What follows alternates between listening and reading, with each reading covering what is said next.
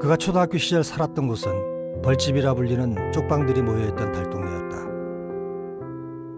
그마저도 집주인의 나가라는 한마디면 사연 많은 세간살이를 작은 리아카에 담아 이웃이 볼세라 동무들이 볼세라 서러운 마음으로 고개를 숙이고 도망치듯 떠나야 했던 그런 곳이었다. 작은 기쁨마저도 사치였던 우상호의 어린 시절. 아직도 초등학교 졸업식 날은 그에게 아프게 남아있는 상처다. 다른 친구들은 가족과 어울려 따스한 축하와 축복을 받던 그 시간, 우상호는 혼자 졸업장을 가지고 뒷산에 올라 여기저기 돈 빌리려 막내 아들 졸업식도 오지 못한 가족들의 서러움을 혼자서 삼켜냈다.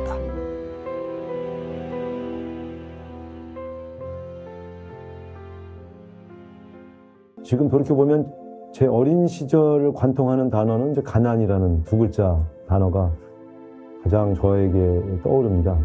어릴 때 이제 쌀을 외상으로 먹었는데 쌀값 받으러 오신 분이 우리 어머니를 이제 부엌에다가 몰아놓고서 왜 안 갚냐고 막 야단치는 그런 모습을 보면서 옆에서 같이 기죽어서 고개 숙이고 있었던 기억.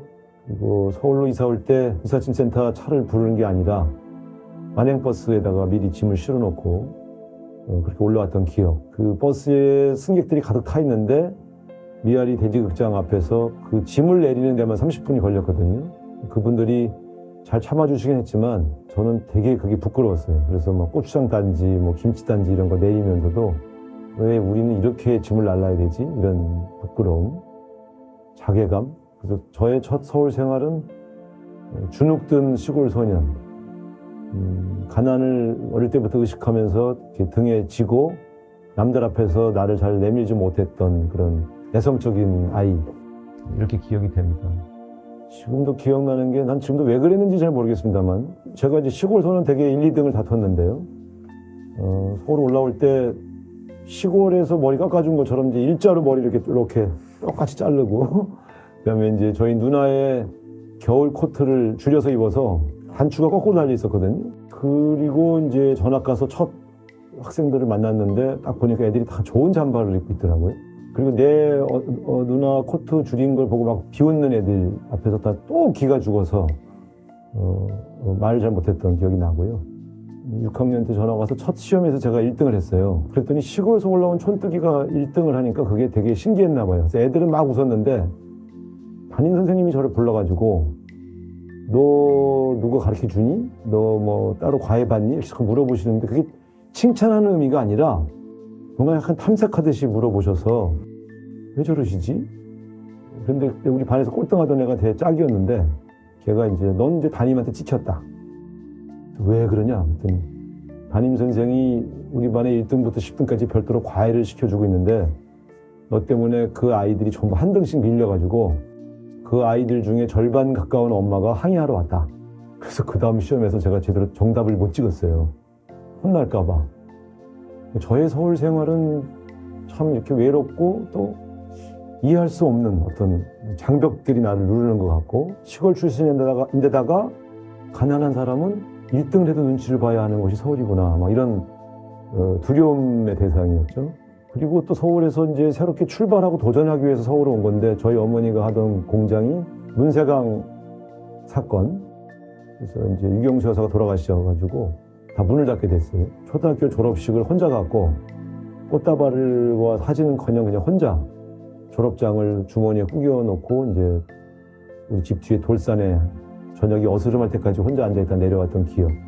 좀 우울하고 초라하고 주눅 들었던 그런 어린 시절이 주로 저를 떠올리게 합니다.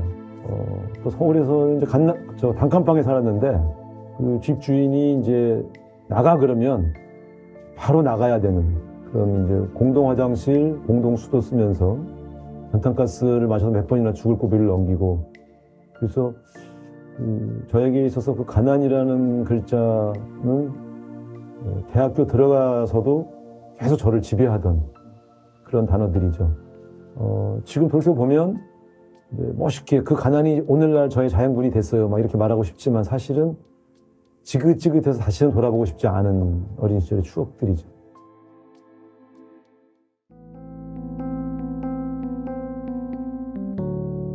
그의 이름에 붉은 줄을 그으며 풀어놓고 간 네 시계를 만지작거리다 나는 어금니에 힘을 준다. 아, 흰족이 하나 벌럭거리며 어디로 날아갔느냐. 새처럼 깨끗하던 작은 흰종이.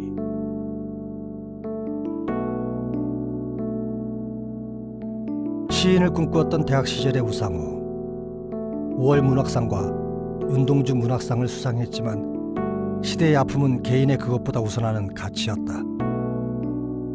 1980년 5월 광주에서 시작된 민주화를 열망하는 민중의 시위, 그리고 그것을 폭력과 억압으로 누르고자 했던 군부 정권의 무도함은 청년 우상호가 편을 꺾고 뜨거웠던 1987년의 여름의 대열로 들어가게 된 계기가 된다.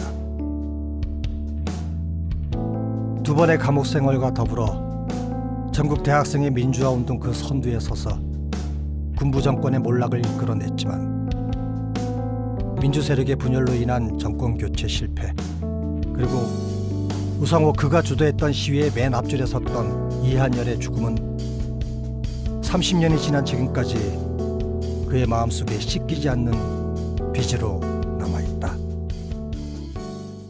전두환이라고 하는 정치 군인이 광주에서 자기 동족을 학살하고 대통령이 됐다. 이런 현실을 그냥 우리가 보고 모른 척하고 지나갈 거냐 하는 연대의식이죠. 광주에 대한 연대의식이 첫 번째고, 두 번째는 대학생이라면 내 출세도 중요하지만 내 신분상승도 중요하고 나의 안정적인 직업도 중요하지만 불의를 보고 그냥 넘어갈 수 있는 거냐, 정의로워야 되는 거 아니냐, 그런 담론들이 그때 굉장히 많이 우리를 지배했고요. 그러니까 저처럼 나는 문학을 하고 싶은데 내가 꼭 학생운동을 내가 해야 돼?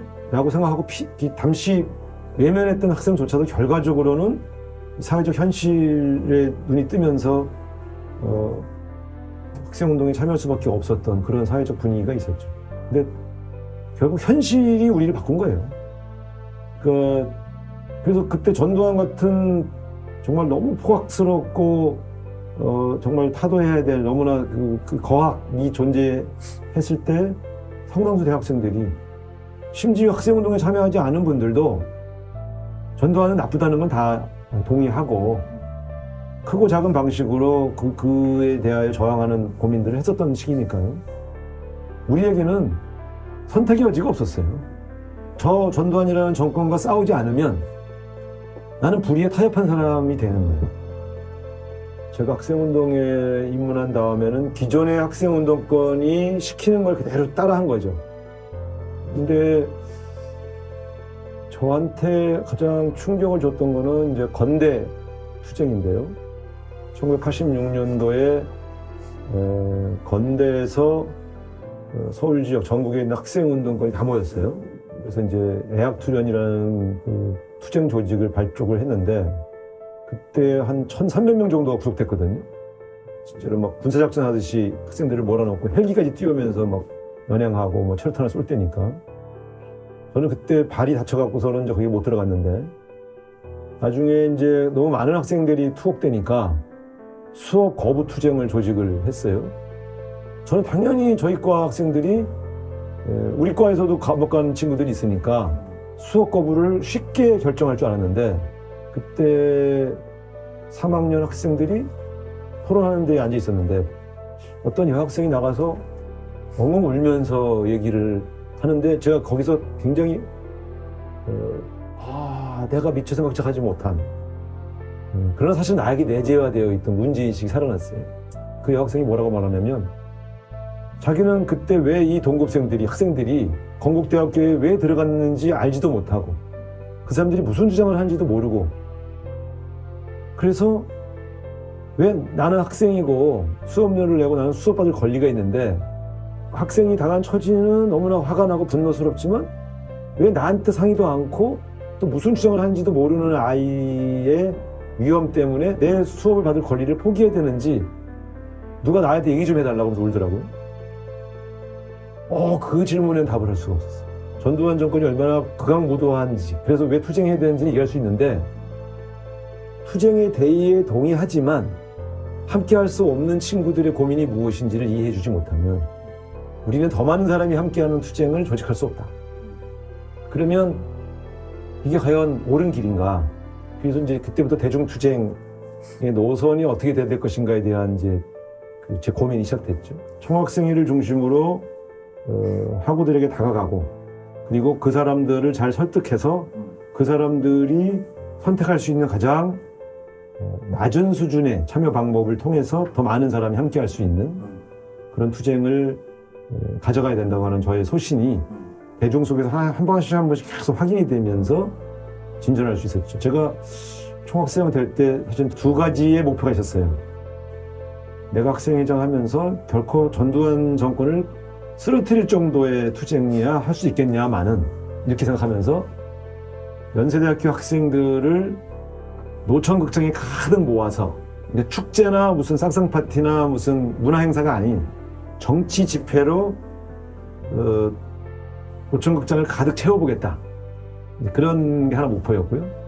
그게 가능하다는 걸 보여줘야 되겠다. 맨날 200~300명이 화염병 던지고 강목 휘두르는 시위에 익숙한 운동권 문화를 바꾸어서 수천 명이, 거의 뭐 한 5~6천 명이 모일 수 있는 그런 정치 집회를 내가 반드시 내 임기 중에 한다. 두 번째는 내가 학생회장이면 학생들의 안전을 책임져야 되니까 단 한 명도 구속되지 않게 만들고, 상당히 이게 어려운 얘기예요. 그렇게 결심을 했는데 실제로 노천극장에 6.25항쟁 당시에도 그렇고 그 전에 4월달에 비상학생총회 설치에도 가득 몇 번을 모았어요. 그래서 이제 그게 다른 학교에 소문이 난 거예요. 연세대학교 총학생회가 어떻게 하길래 저렇게 학생들을 정치 집회에 수천 명을 모을 수가 있을까? 그래서 저희 학교에 벽으로 많이 왔다 간 적이 있고, 6.25항쟁을 설명할 때 길게 말씀드린 이유는 이렇게 학생회의 노선을 바꾸면서 대중들이 학생회를 쉬려고 모여들기 시작함으로써 6.25항쟁이 감당했던 거거든요. 분노만으로 보이지 않아요. 너희들이 하는 게 옳은데 나는 참여할 수 없어라고 생각하는 사람이 더 다수였던 시절이었죠. 그래서 총학생회가 돼서 그렇게 끌어가면서 뭔가 되겠다 싶은 그 국면에 이제 학생들이 잡혀가기도 했는데 구속되기 직전에 끌어내기도 구출도 하고, 여러 번 그래서 제가 87년 6월 9일까지는 단 한 명도 구속된 학생이 없었어요. 근데 6월 9일 날 그 다음에 60 총궐기 6월 민주화 대항쟁을 결의하는 그 전날 집회에서 이한열 군이 이제 철탄에 피격돼서 쓰러진 거죠. 그 전날 집회도 화염병도 없었고 강목도 없었어요. 그냥 플랜카드 하나만, 내일 총궐기일이니까 시청 앞으로 모이자, 그렇게 쓰여진, 그다음에 전두환 독재 뭐 타도하자, 이런 플랜카드 하나만 들고 나간 거예요. 근데 그렇게 전날 철탄을 직격으로 쏘고 뭐 돌을 던지고, 그날도 한 20여 명이 병원에 실려갔어요. 이한열 군만 실려간 게 아니에요. 피 흘리고 머리 깨지고 이런 친구들이 꽤 많았는데, 아주 뭐 극악스럽게 시위를 진압했죠. 그날 밤 늦게 세브란스 병원 중환자실로 달려갔더니 의식을 잃고 뇌사 상태다. 부모를 불러와라. 그래서 이제 부모님에게 연락을 해서 부모님이 한 밤 11시 반쯤 광주에서 올라오셨는데, 하늘이 무너지는 것 같은 그런 이제 뭐랄까 그런 심정이었어요. 안전을 책임져야 될 총학생회장이고, 그리고 만약에 다친다면 최선두에서 다쳐야 될 사람이 난데 오히려 2학년 학생이 다쳐서 지금 저렇게 사경을 헤매고 있으니 이거 다 내 책임이다, 이런 생각 때문에 그날 너무 힘들었고 부모님 얼굴을 제대로 볼 수가 없을 정도로 힘들었죠. 그래서 그때부터 이제 이한열 군과의 저하고의 그런 어떤 오래된 인연이 시작되는 거죠. 6.25항쟁이 끝나고 27일 만에 중환자실에 있던 이한열 군이 사망했는데, 장례위원회 꾸리고 뭐 이제 국민장으로 치렀습니다만, 제가 지난 35년간 갖고 있는 마음은 나를 대신해서 이한열 군이 희생됐다, 이런 부채의식으로 살아왔고요.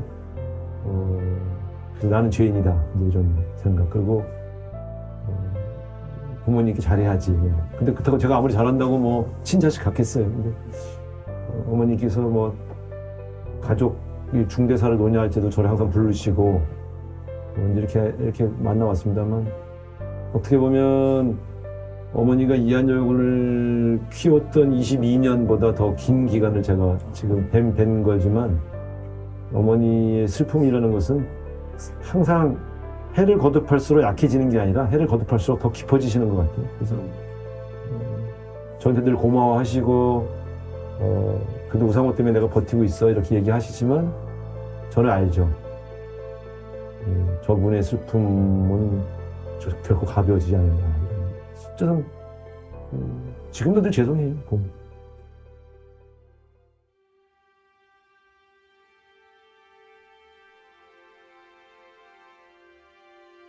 두 번째 기도. 가장 먼저 달려와 긴 부르짖음으로 말해주게. 그대들 넘어온 산 능선길로 어떤 세상이 뒤따라오고 있는지,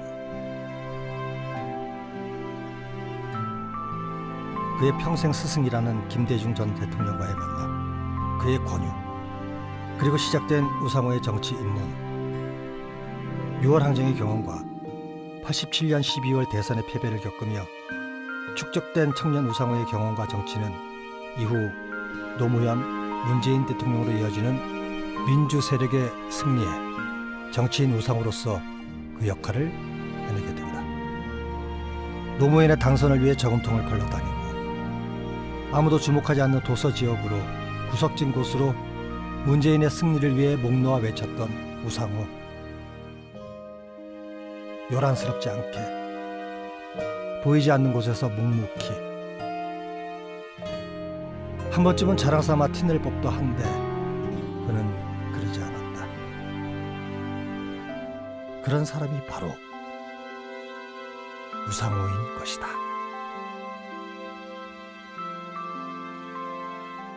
(1999년도에) 새천년민주당 창당을 하면서 김대중 당시 대통령이 권유를 해서 그 멤버 중에서 4명이 선발돼서 이제 정치권에 처음 들어간 거죠. 저는 늘 얘기합니다. 김대중 대통령은 저에겐 정치적 스승이고, 노무현 대통령은 저의 정치적 동지입니다. 문재인 대통령도 같은 동지죠. 묘랑쟁 때 같은 동지들이니까. 김대중 대통령의 장점은 불굴의 의지입니다. 4번의 죽을 고비를 넘기고 대통령이 되셨어요. 사람들은 어려움을 극복하고 대통령이 됐다 이렇게 받아들여요. 저는 그렇게 생각하지 않습니다. 국회의원 배지나 대통령이란 자리가 탐나는 사람이 목숨까지 걸 일은 없거든요. 그것도 한 번 죽을 고비를 넘긴 것도 아니고 4번씩 죽을 고비를 넘겼는데, 그건 뭐냐면 대부분은 독재 정권의 탄압에 의해서 자기가 죽을 뻔한 경험을 하면 대부분 정치를 그만둡니다. 그냥 가족하고 행복하게 살면 되지. 뭘 죽을 걸 각오하면서까지 대통령 자리에 도전하느냐. 그래서 어떤 사람들은 그런 모습을 보면서 권력욕의 화신이다 이렇게 얘기를 해요. 어떤 권력욕도 목숨보다 소중하지 않습니다. 그런 점에서 본다면 노무현과 김대중의 공통점은 어떤 가치를 위해서, 자기가 이루고자 하는 세상의 변화를 위해서 김대중 대통령은 목숨까지 걸은 거죠. 그래서 저는 가끔 그분 앞에 있으면 제가 되게 이렇게 작은 존재로 쪼그라들 때가 있어요. 내가 생각해 봅니다. 우상호였다면 4번의 죽을 고비를 넘기면서까지 계속 정치를 했을까? 저 같으면 한 2번까지는 한번 참아봤을 것 같아요. 2번 정도 죽을 고비를 넘기면 겁나서 그만둬 버리죠. 특히 납치돼서 일본 앞바다에 배에 실려서 물에 수장될 뻔한 경험까지 하고 돌아온 사람이라면 변절하거나 아니면 정계를 은퇴하죠. 저는 한번 제가 물어본 적이 있어요. 김대중 그렇게 죽을 고비 있을 때 두렵지 않으셨어요? 했더니 너무 두려워서 기도만 했대. 너무 두려워서 기도만 했대. 근데 왜 다시 오셔서 또 시작하십니까? 내가 아니면 내가 여기서 물러나면 이 시대의 암울함, 이 대한민국의 미래가 그럼 어떻게 나아지겠는가 하는 책임감으로 다시 시작했다. 저 혼도 났어요. 제가 국회의원 떨어지고 나서 김대중 대통령 만나러 갔을 때, 그때 뭐 정동영, 정세균, 이미경, 뭐 손학규, 난다긴다 하는 우리 당의 대 선배들과 함께 인사하러 갔는데, 그분들한테는 별 말씀을 안 거시고 저만 혼을 냈었어요. 우상호, 국회 한 번 떨어졌다고 그렇게 입이 대발 나와가지고 푹 기죽어서 내 앞에 온 거야? 내가 당신을 영입할 때 목숨을 걸고 87년 요랑쟁을 한 지도자라서 영입했는데 국회 한 번 떨어진 게 그렇게 대수야? 나는 수없이 많이 떨어졌어. 눈물이 찔끔 나는 거예요. 그래서 죄송해서, 우상호라면 국회에 한 번 떨어진 거에 대해서 절대 기죽지 말고 배낭을 메고 전국을 돌면서 다시 민주주의 회복을 싸우자고 그러고 다녀야 될 사람이다. 막 이렇게 혼을 내셨어요. 그러니까 나는 그때 정말, 그때 대통령 그만두시고 몸도 아주 안 좋아서 투석을 계속 하실 텐데도 저 혼낼 때는 아주 쩌렁쩌렁하게 혼내셨어요. 그래갖고 거기를 나오는데 다른 대선배 의원들이 오늘은 우상호의 날이네, 막 이제 이렇게 말씀하셨는데, 저는 이제 그분에게서 배울 수 있는 건 정치를 한다는 게 무엇인지, 어떤 자리 떨어질 수도 있고 붙을 수도 있는데, 자네가 갖고 있는 가치를 실현하기 위해서 집요하게 끊임없이 노력하는 그런 우상호가 되라, 이런 가르침으로 저는 그때 받아들였어요. 그래서 그분 돌아가셨을 때 장례식장에서 진짜 많이 울었어요. 그 시점에서도 나는 그 가르침을 실천하고 있지 않았거든.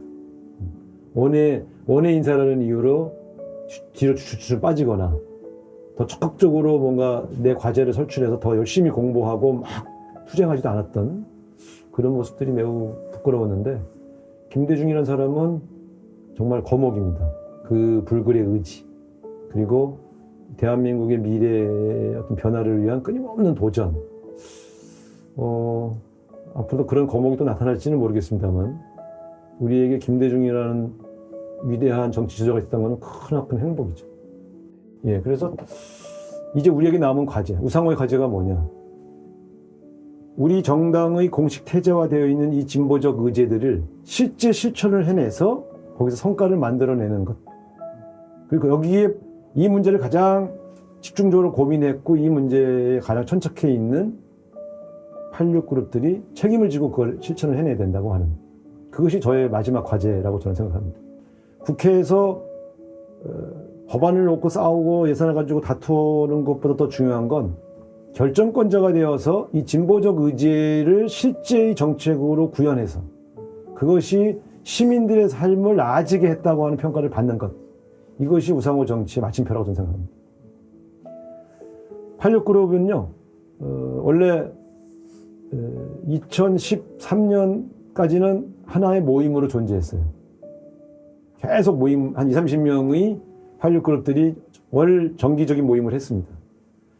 2012년 대선이 끝나고 2013년도 제가 주도해서 이 86그룹 모임을 깼습니다.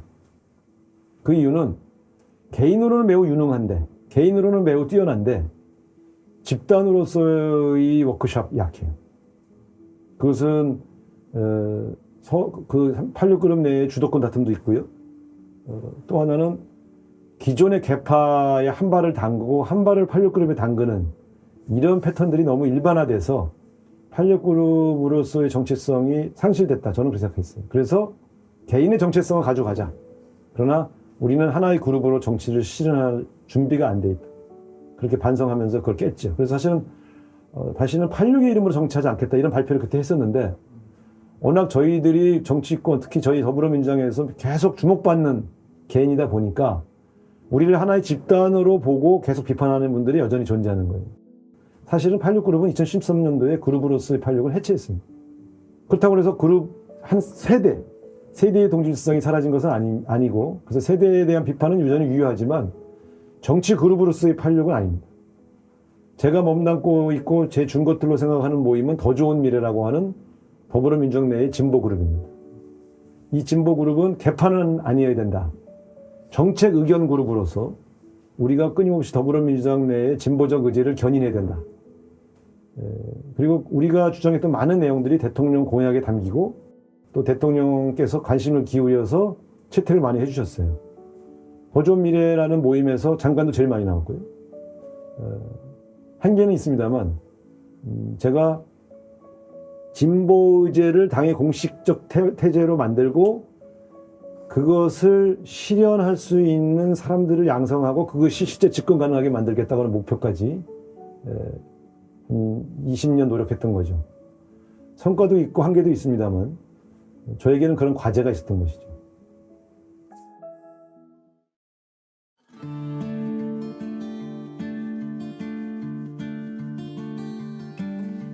단기 필마의 촛불. 단 한 번의 실수로 목숨을 잃는다 해도 날아갈 수밖에 없는 이 혁명적 운명이여. 역사의 거대한 파고는 2017년 다시 우상호를 경랑으로 밀어넣는다.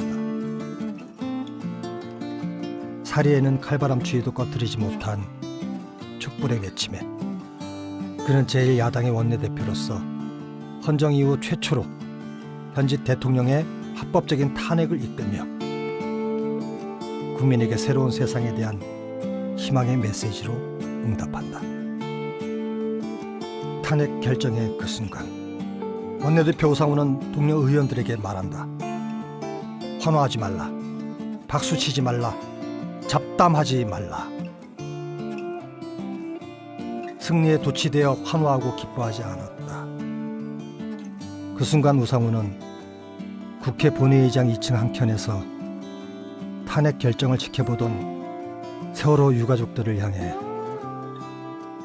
애통하고 송구한 표정으로 조용히 손을 드는 것으로 그의 마음을 대신했다. 제가 원내대표에 출마할 때만 해도 대통령 탄핵까지 진행될 거라고는 예상을 못했죠. 그 6월 항쟁을 시작할 때도 실제로 6.29 선언까지 얻어낼 수 있을 거라는 것을 상상하지 못했던 것과 같은 맥락입니다. 그런데 저는 그때 대통령 선거에서 승리해서 정권 교체를 하려면 당시에 저희 야당이었으니까요. 당이 바뀌어야 된다. 이런 생각을 참 많이 했어요. 그때 우리 당에 대한 여러 가지 여론조사나 FGI를 보면 당의 이미지는 첫 번째가 싸가지 없다. 굉장히 많은 국회의원들이 그 소위 말하면 막말 파동에 많이 연루돼 있었고, 두 번째는 무능하다. 뭘 해내는 일이 없었어요. 싸가지 없다, 무능하다. 이런 정당에게 기회를 줄 리가 없다. 그래서 제가 원내대표가 돼야 되겠다고 생각한 것은 이 당의 이 나쁜 이미지를 긍정적 이미지로 바꾸는 일에 우상호가 적격이다. 그런 생각을 해서 제가 이제 저하고 정말 친한 분들하고 경쟁하는 것을 꼭 이겨내면서 원내대표에 출마했죠. 그래서 저는 이제 탄핵이라고 하는 것을 성공시켰던 것보다 더 보람 있는 일은 더불어민주당의 이미지를 바꾼 겁니다. 그래서 초기에 여야 협상을 할 때 원래 늘 관성적으로 있는 공방이 있어요. 공방. 사실은 안 할 거면서 양보를 하더라도 시간을 질질 끌어서 지치게 해놓고 양보한다거나, 그래서 원내대표가 최선을 다했다 는 명분을 쌓는 데 집중하는 그러다 보니까 제3의 소위 말하는 중간층에 있는 분들이 볼 땐 뭐 시원시원한 게 없네. 그래서 저는 어차피 이 이상 얻어낼 수 없다고 판단되는 지점에서는 빨리 양보를 했어요. 그래서 민주당이 변했네 라는 이야기를 들어야 된다. 좋게 변했다는 이야기. 양보할 건 시원시원하게 양보한다. 그리고 우리가 얻을 수 있는 것의 성과는 최대한 우리 당원과 지지자들에게 잘 설명해 드려야 되겠다. 우리 당에서는 개파 간의 투쟁을 완전히 없애버렸어요. 사실 지금 2015년까지는요. 민주당 하면 개파 투쟁으로 아침이 시작되고 개파 투쟁으로 밤이 끝날 정도로 심각했어요. 제가 범개파이면서 무개파이기 때문에 제가 원내대표로 있는 순간부터 개파 투쟁이 싹 사라졌어요. 개파 투쟁이라는 건요. 자기 개파 출신의 지도부가 안 되면 다른 개파 사람이 되면 그때부터 싸우는 거예요. 흔들고. 근데 저를 흔들 이유가 없잖아요. 나는 어느 개파에 속해 있지 않은데. 그래서 그런 개파 투쟁을 없애니까 단합이 잘 돼. 민생에도 성과를 내고 개파 투쟁도 없는 단합된 정당이 되니까 탄핵을 추진하는 일이 가능했던 것이죠. 제가 6.25항쟁 때 대중운동 노선을 전환시켜서 6.25항쟁이 가능하게 더 많은 사람이 참여가 가능하게끔 변화시켰던 것처럼 저는 계획을 가지고 접근을 했던 것이고 국정감사가 정기국회가 시작되면서부터 최순실 관련된 정보들이 당으로 들어오기 시작했어요. 그래서 그걸 다 모아서 최순실 게이트를 파헤치기 시작을 했죠. 결국 탄핵은요, 저는 피하고 싶었어요. 대한민국 헌정사에 직선으로 뽑힌 대통령이 탄핵으로 물러나는 것은 비극이고 그것으로 인해서 또 다른 정치적 대립이 시작될 것이다. 향후 10년간. 그래서 저는 사실 탄핵을 피하고 싶었어요. 촛불 집회에서 무상공회 빨리 안 해! 막 이런 소리가 막 아우성 쳐도 저는 박근혜의 자진 사퇴를 만들어내고 싶었어요. 그러면 훨씬 더 진영 간의 대립이 완화될 것이다. 근데 박근혜 대통령이 3번의 기회를 스스로 차버렸어요. 저는 시간을 끌면서 박근혜가 스스로 선택할 수 있는 기회를 계속 주고 정무수석을 만나거나 여당 대표를 만나거나 뭐 여러 사람을 만날 때마다 몇 가지의 안을 놓고 자진 사퇴를 유도했는데 박근혜 당시 대통령은 상황을 오판해서 국회에서 탄핵이 안 될 거라고 판단을 했기 때문에 제일 마지막 방법으로 선택한 것이 대통령 탄핵이었습니다. 근데 대통령 탄핵을 하려고 그러니까 가장 큰 문제는 뭐냐? 우리 당 의석은 127석밖에 안 되고 200표 이상을 얻어야만 국회에서 탄핵이 마무리되는데 그러려면 적어도 40석 이상의 새누리당 의원들을 설득해야만 되는 그런 어려운 과정이 있었죠. 그래서 우리 당에 있는 중진 의원들은 대부분 탄핵이 불가능하다고 판단하고 있었어요. 그래서 제가 밤마다 새누리당 국회의원들, 저하고 대화가 될 만한 분들을 만나서 이미 뭐 김무성 전 대표나 유승민 의원 같이 이미 한 20명에서 25명 정도가 이미 탄핵 찬성파로 묶여져 있었기 때문에 그분들은 이미 모여져 있다고 생각해서 한 20표는 모여져 있구나. 그러면 20표 정도만 더, 20석 정도만 더 확보하면 되겠네 해서 정말 밤마다 별의별 만남을 많이 가졌죠. 그래서 정말 술 많이 먹었습니다, 그때. 그래서 이제 한편으로는 박근혜 최순실 특검을 통해서 그 문제점들을 계속 국민들에게 전달하고 또 한편으로는 새누리당 의원들을 만나서 설득 과정을 톡했는데 그분들이 그때 탄핵에 찬성하기로 저하고 합의한 분도 자기는 공식적으로 탄핵에 반대한다고 할 테니 절대 내가 탄핵에 찬성한다는 것을 비밀로 해주시오. 지금까지도 탄핵에 찬성한 분들 명단을 저만 갖고 있습니다. 추미애 대표한테도 보고 안 했고 정말 수많은 중진 의원들, 동료 의원들이 보여달라고 그렇게 때를 썼지만 지금까지도 그 약속을 지키고 있습니다. 그 이유는 그분들에게 피해가 돌아가는 걸 원치 않기 때문에 그래서 그런 우상호는 신의를 지킨다. 그런 믿음들이 새누리당 의원들 중에도 일부 있었기 때문에 제가 그때 굉장히 그런 접근에서 굉장히 유효했죠. 그러니까 제가 만약에 우리 바깥에 있는 지지자들이 원한 것처럼 선명한 주장을 하고 정말 그 저의 이 선명한 이미지를 부각시키면서 새누리당을 막 욕하고 그 끊임없이 파괴적 언어를 썼다면 새누리당 의원들이 저를 안 만나줬을 거예요. 그러면 설득하지 어려웠을 거고 탄핵도 실패했을 거예요. 그런 점에서 저를 보면서 저 사람 답답해. 지금도 어떤 분들이 그래요. 지금은 운하이퍼 그러니까 속 시원하다. 근데 그때 당시는 원내대표 때 마음에 안 들었어? 제가 다 알죠. 근데 제가 만약에 추미애 대표보다 더 선명하게 저를 가져갔다면 제 인기는 올라갔을 테겠지만 탄핵은 실패했을 거예요. 그래서 얻는 게 있으면 잃는 게 있는 거죠. 그러나 저는 개인적으로 저의 접근법이 유효했고 그래서 탄핵이 이루어짐으로써 국회 내에서 모든 절차를 마무리 지을 수 있었다.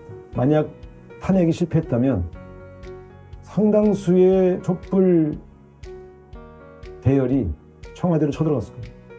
그러면 불상사가 있었을 거예요.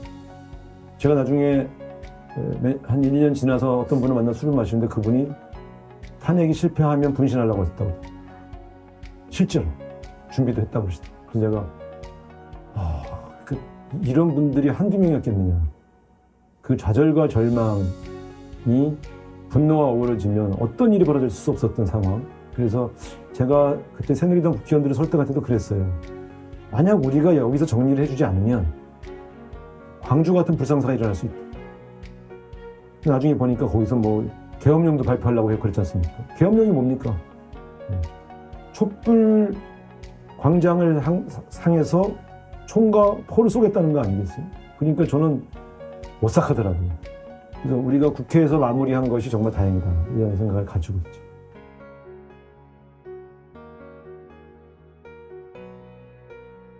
김대중 대통령이 92년 대선에서 실패했을 때 당신은 끝났다, 이렇게 말한 분이 많아요. 근데 그때 김대중 대통령은 끝나지 않았다. 나의 도전은 계속된다. 결국 97년에 대통령이 되셨잖아요. 노무현 대통령이 부산에서 3번 떨어졌을 때 노무현 끝났다. 그때 지지자들이 얘기했잖아요. 당신 끝나지 않았다. 우리가 만들어주겠다. 끝났다라고 생각하는 것은 외부인이죠. 정치인은 끊임없이 자기의 과제를 실천하기 위해서 도전하고 그 도전을 성공으로 만드는 사람입니다. 그런 점에서 우상호의 도전은 계속됩니다.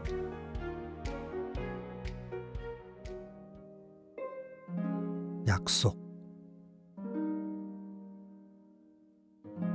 작은 바람에도 흔들리는 어린 풀꽃이지만 어느 여름날 폭풍우를 품는 우람한 나무가 되리니. 정치인 우상호가 꿈꾸는 세상은 모든 사람이 일한 만큼 정당한 대우를 받는 그런 사회. 한 사람의 10걸음보다 10사람의 한 걸음이 의미 있다고 믿는 그런 사회를 만드는 것이다. 그리고 그런 세상을 만드는데 그의 역할이 있다면 양지와 음지를 가리지 않고 그 소임을 해내는 것. 그런 사람이 바로 우상호인 것이다.